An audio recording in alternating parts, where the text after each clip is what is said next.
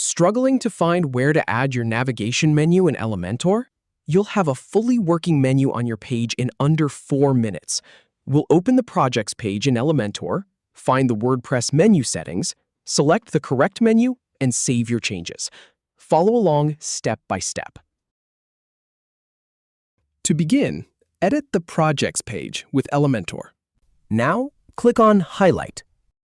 Then, click on WordPress. Click on WordPress again, and then click on Navigation menu. Next, click on the Title field. Then click on the Select Menu field. Click on the Select option, and choose 2 from the menu. Click Update Changes to Page. If you have any feedback, or if any info is inaccurate, please leave a comment below.